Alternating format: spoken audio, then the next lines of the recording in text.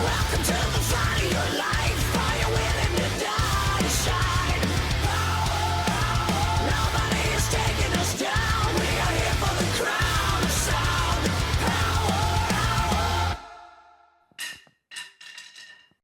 Welcome back to the Power Hour. It's Katie Babs, of course, in studio with Matt and Josh, but we also have a very special guest today. It's Spencer Charnas of Ice Nine Kills. That's right. Woo. Thanks for having me, guys. Thanks for being here. It's my first time in the studio. I didn't realize you were even sitting right there the whole time. Yeah. I have that Mystique kind of vibe. I just creep up, you know. Very mysterious, yes. It's great. Spencer, you have done so many really incredible creative videos, which is, I mean, we show music videos here, and you, of course, were in our very first episode, and I love the fact that you put so much energy and thought and creativity into the work you do. When did you know, besides being a musician, that you wanted to literally be a multimedia kind of band and artist where you were going to really be involved in every aspect of the presentation of the band? I think from a young age, as I got into heavy metal music, at the same time, I was really developing a love for cinema. Everything from horror classics like Psycho and Halloween and Friday the 13th to movies like Silence of the Lambs and even comedies like Police Academy and Naked Gun. And what I would always do, would always bother all my friends and family by reciting all of the dialogue from the movie and memorizing it verbatim until they wanted to basically kill me. So it only seemed natural as we progressed to do these cinematic videos that I would sort of insert myself into all of the different facets of putting together a production. Yeah. And bands and people like Rob Zombie, who so eloquently married the two, movies and music together, I think also inspired me. Absolutely. It's funny you mentioned comedy as well. We had Rob Zombie and Alice Cooper both on the show recently, and they were both saying how they get along so well because they see horror as comedy. And I was curious if you sort of agree with that statement 100%. or see the same things that they see. Absolutely. When I'm at a midnight screening of an obscure 1980s slasher movie like Pieces, which is like insanely violent, everyone's laughing. Yeah. And it's hopefully not because we're sick, it's just because we're, well, a little bit of that, but we're in on the joke. And yeah, absolutely.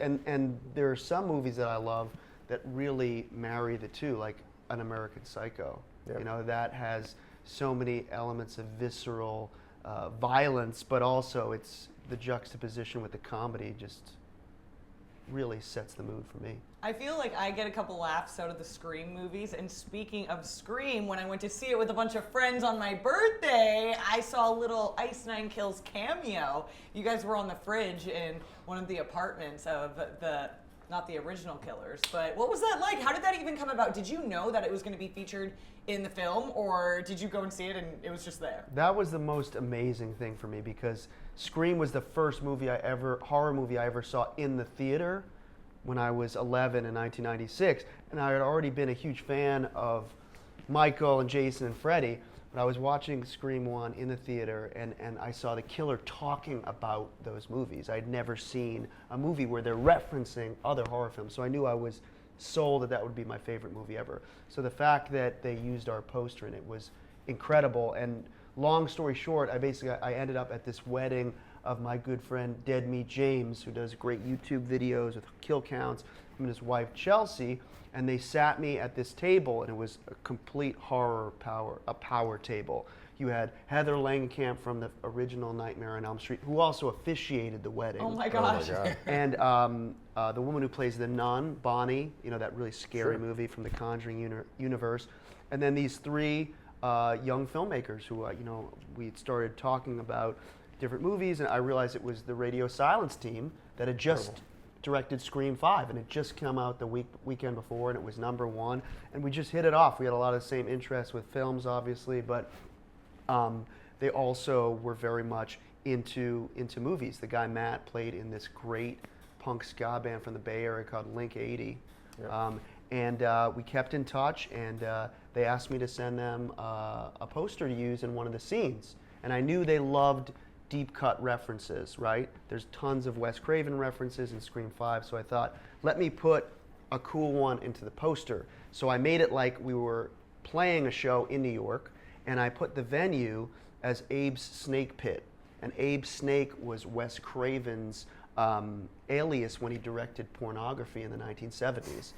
So they see this reference, they loved it so much that they actually named the convenience store, the bodega, in Scream 6, Abe Snake Bodega, and gave me complete credit for it in all the Oh my interviews. gosh! How great There's is so that? much meaning behind all of it that we Yeah, had no yeah. idea about. Yeah. That's how he thinks, right? So I It's got to be so great too to also where like so many of your songs are about these movies, and now it's now you're part of the zeitgeist and the conversation now, and you're seeing your own stuff there. It must be mind blowing. It's wild, and in canon and Scream, spoiler alert, but the killers, some of the killers in Scream 6, they're Ice Nine Kills fans clearly because they have our poster on the wall. So That is true. that makes me sleep at night in a very, very calm manner. And we saw that together with a bunch Yeah. group of us because Spencer got a bunch of friends together to go see it the night before it came out. I Which love was it. really cool. So we Ran to the checked it out. theater. It was awesome. You know, it was great. It was so good to do that. Are there any movies in particular from that era that like you look back at? Like I always look at Basket Case. You know, the guy growing out of the guy's Yeah, side. yeah. And Scanners I love because it's the first ever movie from Cronenberg. This You know feels what I mean? like a Scanners kind of situation. Yes. Right? Yeah, Yeah. It's on the is news. my head Sponsored gonna by explode? Scanners. I guess if anybody on this panel's head was going to explode, it would be mine. Yeah. Right? Absolutely. You know what I mean? Got a Probably. good head for explosions. Absolutely. Oh yeah, if we were all in a thriller film, how would we die? And who would die first? Wait, Spencer has to say how we would die. I don't think I could say that on the air, can I? Yes, Yes. say it. Yes, it's access. It's Well, what you I- already answered your question. Yeah. You would explode. You would combust. Yeah, I would. Probably. Maybe at a rock concert. Maybe you go out to do guest vocals for, I don't know, An intro? an intro or something. You're introducing Eddie Vedder and your Yeah. head just explodes. I would Yeah. think he would learn too much. He finally learned like too much metal knowledge, and his head exploded finally. Yes. From all Yeah. those years of building it up. Absolutely. I could see you being so excited that you just like met Jerry Seinfeld or Jason Alexander that you call me to tell me about it and you're not paying attention, you get hit by a bus. Oh my god, I was gonna say he's gonna get hit by a vehicle of some sort. Yeah. That could And be. then I can That could only be. assume I have a thought in my head, but let's see if Spencer thinks the same as I do. Well, you're the pretty slasher final girl, so I see you being Dying first? Yeah, no, you make it to the end. Dying last. Would I make it to the end? No. No, you make it past these two humps, but yeah, but I see you getting killed probably with a nail gun. Not to be In a tanning bed, maybe? yeah, Yeah. a tanning bed or a hot tub. Or something turning like up a that. tanning bed so high that it actually. Or maybe a Burns her, yeah. tattoo gun.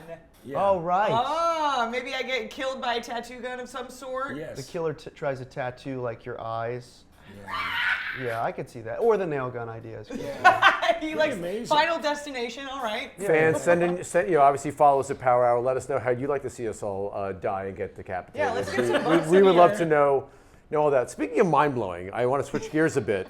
Speaking of your entire mind being blown, what does little Spencer Charnas think about going on the road this summer with Metallica and Pantera and 500 Death Punch? That must be insane. Speaking of heads exploding. Speaking of your head I mean, exploding. That's how I felt when I got that call. For me, it's like anyone who was into rock or metal growing up, or especially started a band and played guitar, we all listened to Metallica, worship Metallica. I was lucky enough to see them actually around the same time that I saw the first Scream, like 96, 97. My dad took me to the, at the time it was the new Boston Garden in Boston, and the show blew my mind. I've been a huge, huge Metallica fan since. We 100% cite them as an influence, like when we were working on the last album, Welcome to Horrorwood, the intro, that acoustic guitar, my reference was I wanted to sound kind of like Battery. At the end of that song, I wanted to do something that sounded like The Breakdown in One. So the DNA of Metallica's influence has always been a part of the band.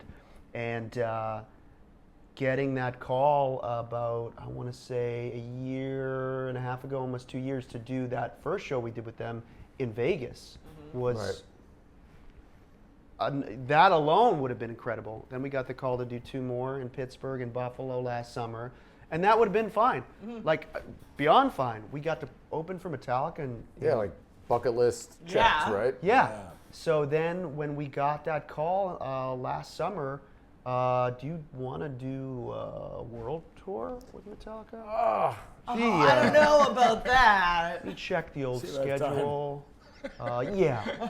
Yeah. So yeah, it's incredible, and the tour hasn't even started, and we're already seeing all these benefits and of being associated with them, being on the poster. Yeah. You know, people are discovering us just by that. So can't thank those guys enough for everything they've been doing. I mean, I went into a bank a month ago to withdraw money, and I look at the screen and it was an ad for the show at SoFi. Oh my gosh. I was like, You're like, And dang. you see your What? brand name there. Yeah, and yeah. It's like that feeling. You're like, yeah, whoa. it's incredible. Can't thank those guys enough, and their whole crew. And we've met Lars and Kirk so far, and they're all just super nice. Don't And you have a great outgoing. story? I remember you telling me that it was one of those first times opening that Yeah. Lars came up to you. What did he say? It was a really funny story. So we were in Vegas at Allegiant Stadium where the Raiders play, huge modern stadium in Vegas, and we're walking the stage. This is like 2 minutes before we're supposed to go on, and we all got our